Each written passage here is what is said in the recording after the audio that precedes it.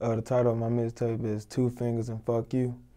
Pretty much rolling 20s, twos, to everything, and fuck you if you don't like it, you know what I mean? Just got tired of everybody trying to tell me what to do and what not to do. Just fuck you and listen to the music.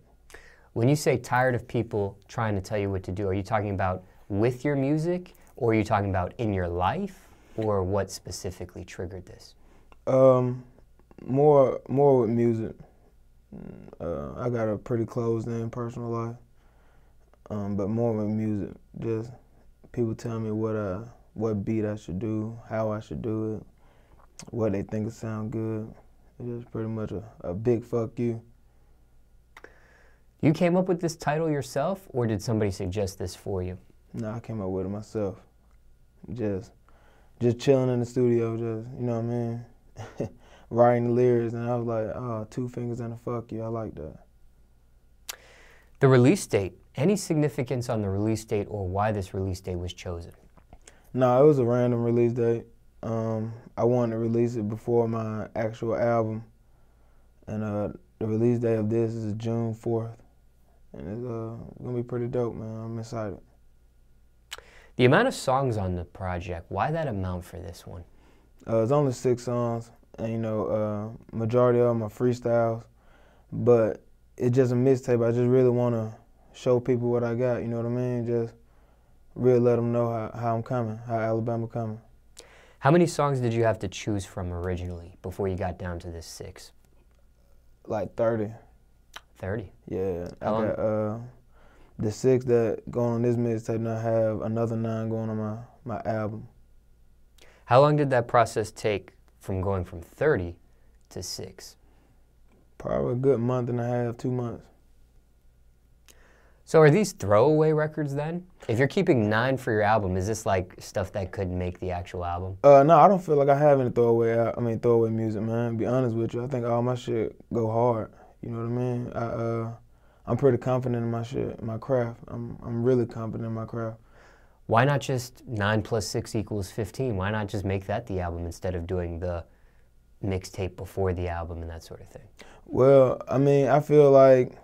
Because you had 30 songs to choose from. Right, and I plan on releasing all 30 songs eventually. Okay. But I just didn't want to release 15 at once, and then, you know, you really don't listen to a whole 15 album track, you know what I mean? 6 songs is pretty legit. You can put that in, that's 40, 45 minutes, 30 minutes out of your day.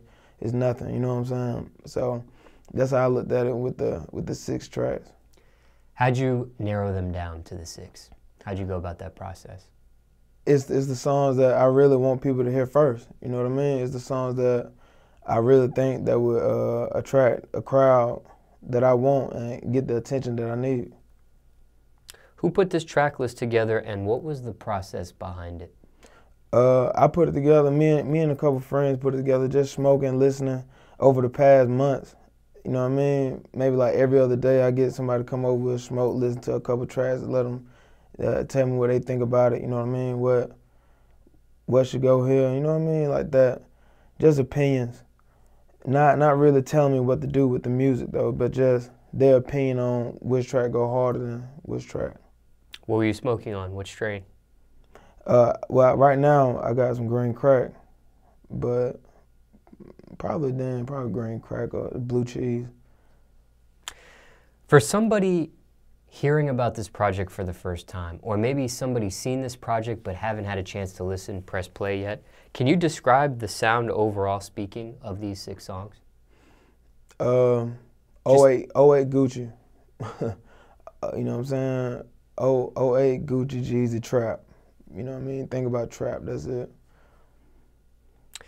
Now, these songs that you did choose, any remorse in the track list?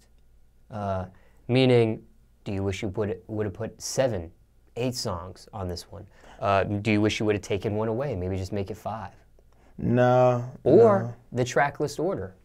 Maybe you should have bumped a track up. Maybe you bump one down. Nah, cause I feel like eventually you'll listen to all of them. You know what I mean? Some will poke out more than others. I feel like I think it'll touch every crowd that even dealt with drugs, whether you selling them, using them. You know what I mean? Your daddy using them, you seeing people sell, whatever. I think it'll grab everybody. I got a song on that for everybody. From start to finish, how much time did this project take to put together? You mean to pick out the album or just actually like record the music? From start to finish, from the whole process. Probably like a year, to be honest with you. So from June to June? Yeah, probably like June to June, January to January, something like that. You know what I mean? It definitely took a full year or maybe more because I never felt like I tried to outdo myself every time. You know what I mean? I never thought I had a track good enough. So I just kept recording and kept recording. But now it's just, I feel like I got enough to where I can sit back and let people enjoy the fruit of my labor. Financially, how much does a project like this cost to create? If you want to think about like promotion and all that stuff, you might be averaging out like 3 bands. You know what I mean? Just for a simple mixtape. I plan on spending a lot more for my album, but just for this simple mixtape, just to put it out for the streets, I probably spent about 3 bands on it. Did you go over or under your budget? I went a little bit over actually because I do a lot of strip clubs and you know I like to throw money. I don't like to be one of the guys in the corner just looking at the girls. You know what I'm saying? I like to have a good time. Was it worth it? Oh yeah, it's still worth it. You know what I mean? Still worth it, man. Hell yeah, every single second of it. My single on is Cocaine. Really, how that song came about is Lord Kendrick sent me a dope beat. It was a Narcos beat with a dope sample. And first thing I thought about was just ounces of blow. Just fucking, you know what I mean, mounds of coke. So that's what that song about. And it's going pretty hard right now. It's going pretty steady. I'm getting a lot of love off of it. Another track on the mixtape is Knock It Off with my homie Chino. RP Chino, you know what I mean? He passed away before I was able to release the track, but I'm still gonna do it, you know what I mean? Just for the simple fact of respect. And you know what I mean? I told him I would. And we actually plan to do a mixtape together. I'm still trying to work that out, you know what I mean? Work some kinks out with that. So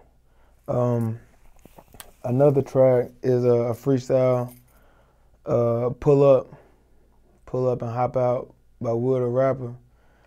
It was just a dope song that I thought would be even doper if it had my voice on it.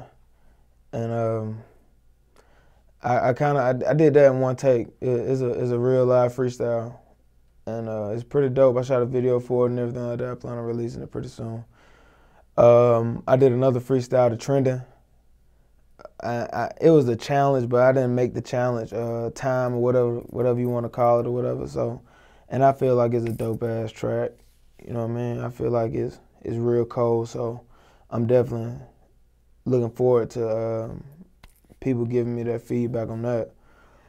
Another track that I'm gonna put on there is Rich as Fuck.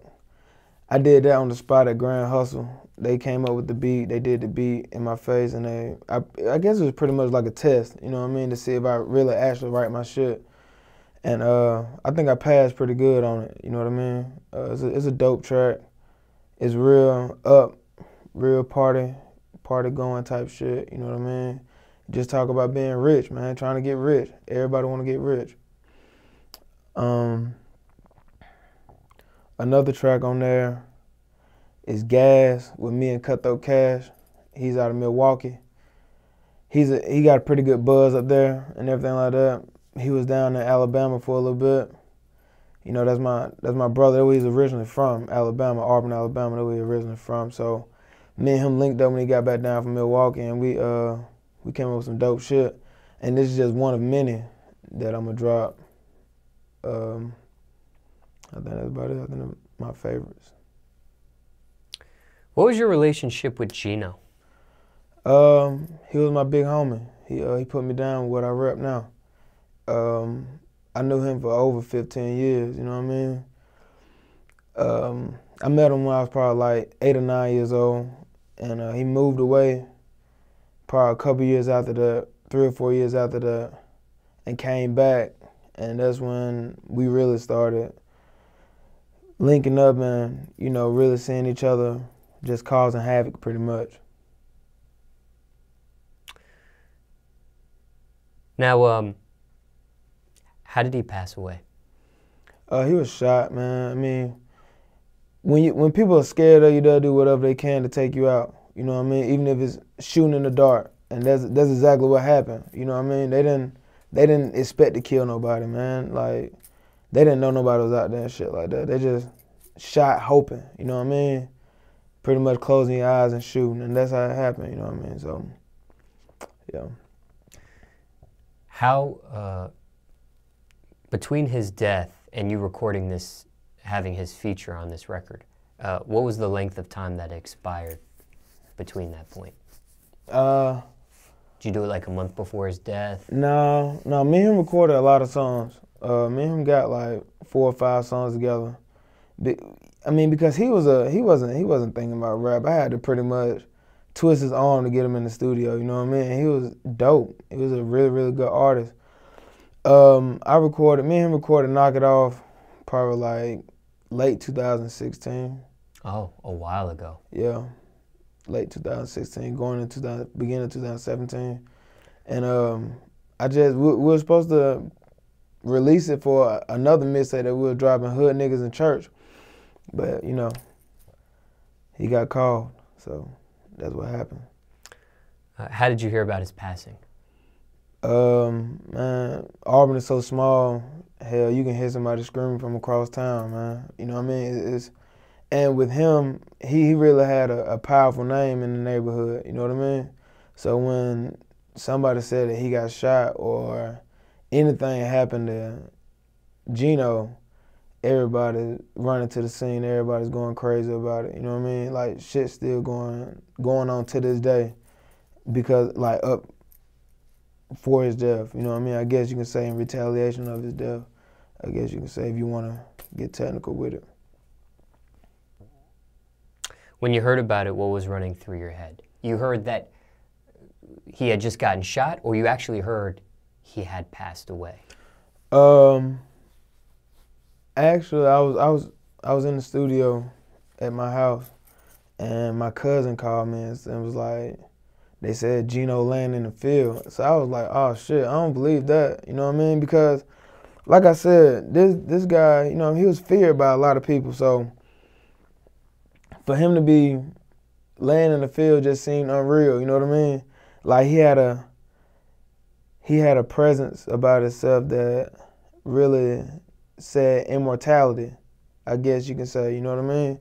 Like, because, like I said, over the past 10, 12 years, man, like, shit, the shit that we've done is just ridiculous, you know what I mean? If that was the case, how I look at it, me and him should have been died a long time ago.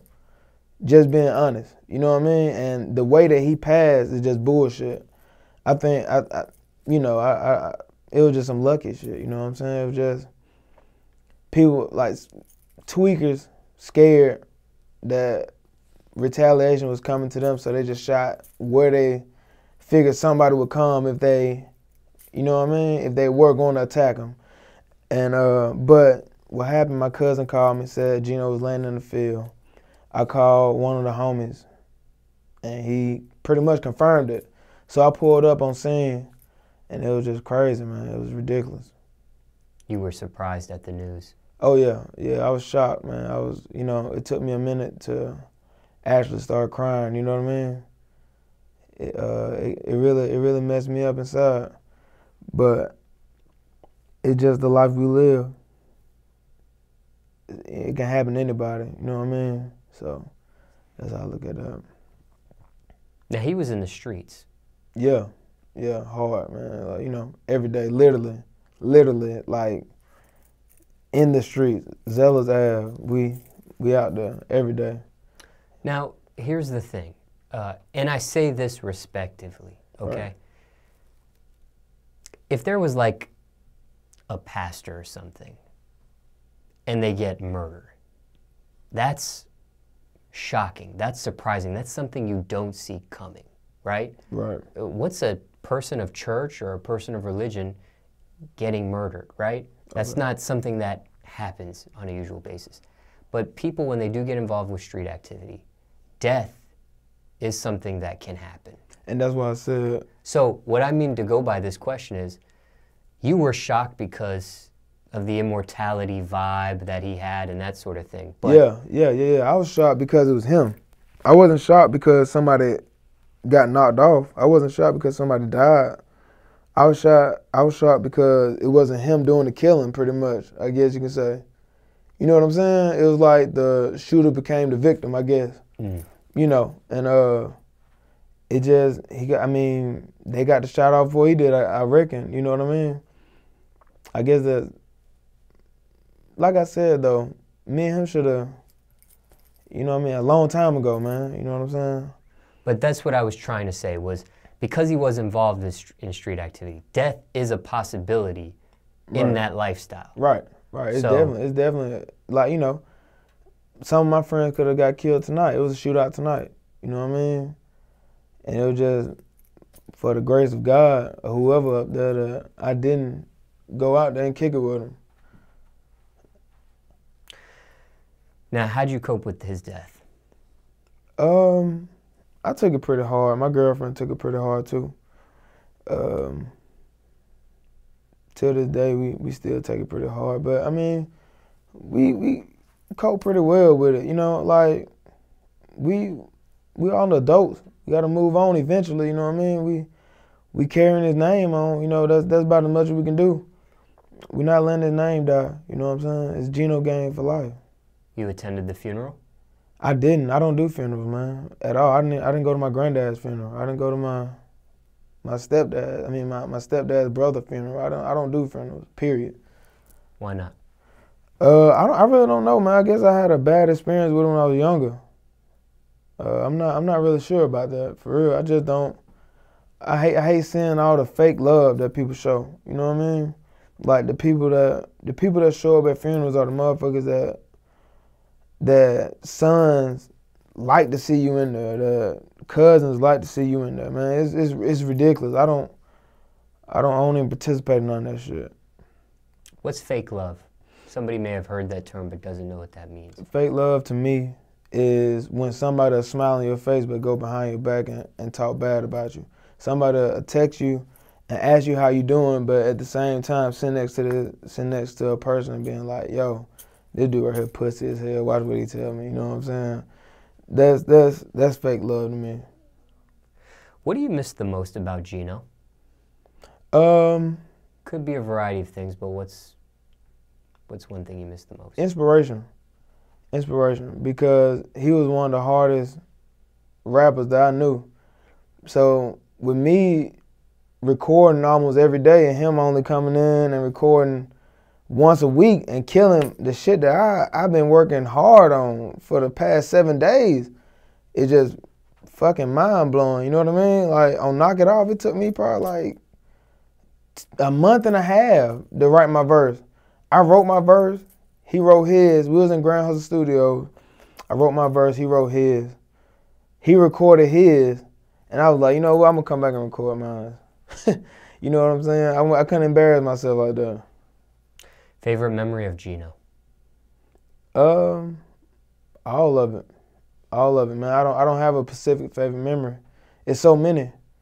You know what I mean? And all of them are good. Somebody out there may have a big homie too. Circumstances could be different for everybody, but any advice on how to cope with the death of a big homie? Just be an adult, man. You know what I mean? You gotta move on eventually. You know, it's okay to mourn, but hell, you gonna mourn all your life and miss the opportunities and let them go past you? You can't do that. Your big homie, or your friend, your loved one won't want you to do that. They want you to, you know what I mean? They want you to be successful. This was his dream. You know what I mean? Like, seeing me go to the next level was his dream because he knew that I'd take him with me. He knew that I'd take all the homies with me. He know that I'm not a selfish person. You know what I mean? And he wasn't either. And we always told each other, whoever made it first, we were gonna bring each other with us. You know what I'm saying? And that's how we still rocking. A death of this magnitude, especially as violent as it was, sometimes a person can turn cold, negative, maybe into a savage. Other people of a death of this magnitude, they can become strong, they can become positive, and it can turn into motivation. What did this turn you into? Which side? A little bit of both, man. I mean, I was always pretty much on the cold-hearted side of the not giving a fuck about nobody's feelings and what nobody cared about. You know what I'm saying? And really not caring what I do to somebody. Like I've been like that. So, but it did give me motivation to actually like follow my dream pretty much. Cause I guess I was running out of gas. You know what I'm saying? And that, his death pretty much just put me back on full. Has this changed the direction of your music? Not at all. Not at all. It's just, now I got somebody else to say fuck you to. A couple motherfuckers to say fuck you to, pretty much. This song on your project, he's featured on. Mm-hmm. Have you made a song about him yet, though?